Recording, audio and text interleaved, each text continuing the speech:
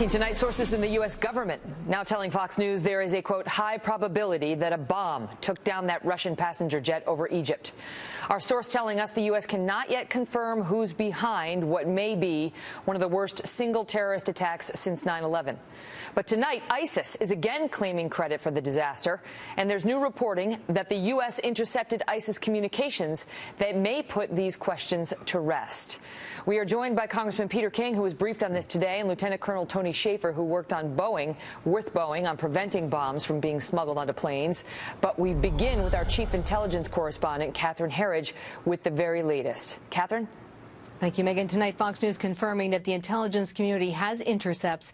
These are the communications between known terrorist operatives that further support this preliminary assessment that an explosion brought down the jet with a device possibly planted by ISIS.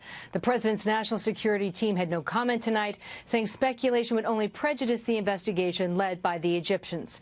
Increasingly, the focus is on the passengers who were killed and those who had access to the aircraft, and including ground crews and luggage handlers. The British government said tonight that it's suspending British flights out of the airport in the Egyptian resort of Sharm el-Sheikh until further notice, and all British citizens are advised to avoid air travel to the region based on intelligence from multiple threat streams. We have concluded that there is a significant possibility that that crash was caused by an explosive device on board the aircraft.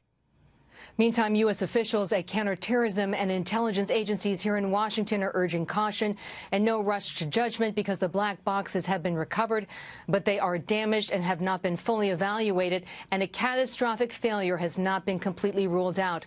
But today, for a second time, ISIS claimed responsibility for the downed jet. Fox News is told that both social media accounts are considered highly credible and senior leadership accounts, so their claims carry more weight. As a member of the House Intelligence Committee warned, ISIS is expanding its reach. ISIS certainly has a bomb-making capability. It's also likely that they have a chemical weapons capability.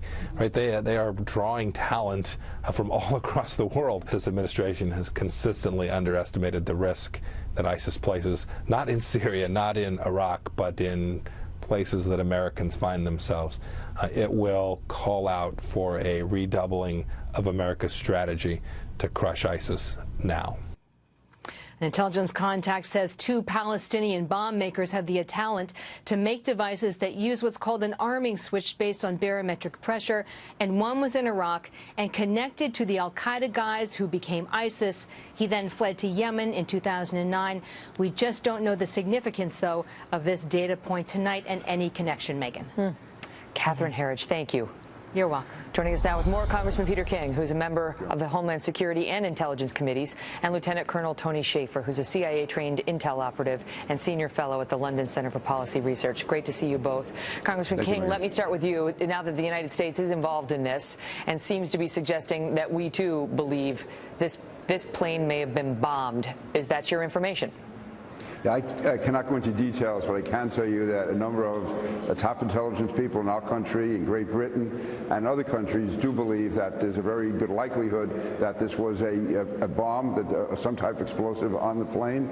It's not definite, and I can't go into the details other than to say that obviously from the way Catherine was reporting and from just listening to what's being said by very top people at in all levels and in many governments or a number of governments, there is a growing consensus that there was a bomb on the plane. But again, that's not definitive, but it's... Right, but if that's what we're looking at, and if in fact ISIS was responsible, as it's claiming, then we have ISIS committing what they're saying is the worst terrorist attack since 9/11, successfully killing nearly 230 people, including a 10-month-old baby girl whose picture we showed the other night. I mean, just to put a human face on it. And Lieutenant Colonel Shaffer, the question is how? How? Well, simply put, the vector of going into the aircraft is limited by only the imagination of those on the ground. I mean, let's be frank here. You've got food service.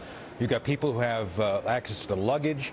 And I wouldn't rule out someone who was actually on the flight yet. I mean, they've gone through the manifest. We don't completely know They went how through the the bomb manifest, got but there. they say that we have not found, none of the passengers or crew members were found in any U.S. terrorism databases. That's right. But again, you know, somehow a bomb got in the aircraft, and I think we have to look at the perimeter and how it was breached. And let's remember, Megan, the chief of security of that airport's been fired. That's a clue. And all this is circumstantial. And I think what we have to recognize, and Congressman King said it the other night, we have to take this very seriously. These guys have figured out a way to penetrate security and get in there. And by the way, the other night I talked about ISIS becoming expeditionary. I got a lot of pushback on that.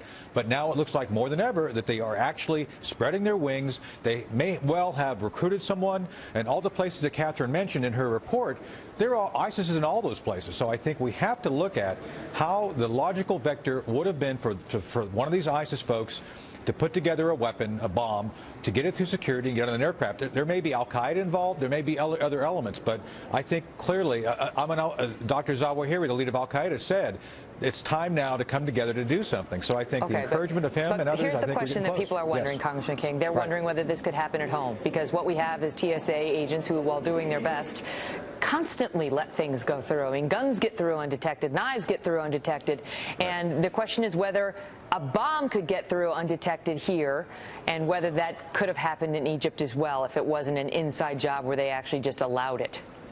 In fact, Megyn, it could happen. I mean, just last year in New York, there was a massive investigation. We found that for a period of a year at least, you had heavy-duty weapons actually being smuggled and put on American planes, starting in Atlanta, coming up to New York by government officials, by airport officials, rather, who are allowing this to happen. So, no, it certainly can happen. Now, we've done wonders since 9/11, and the security is so much better. But, yes, it can happen. And that's why it shows all of them a reason we have to be more vigilant as far as who's working, the security, making sure every airport worker always goes through security. Well, let me ask you about that, because they're saying an airport source told NBC News that the Egyptian security is focusing on the departure hall, who was part of the catering and cleaning services, who had permission to be in the departure lounge. Now, what does that mean, Colonel? They're talking about they think it may have been food service?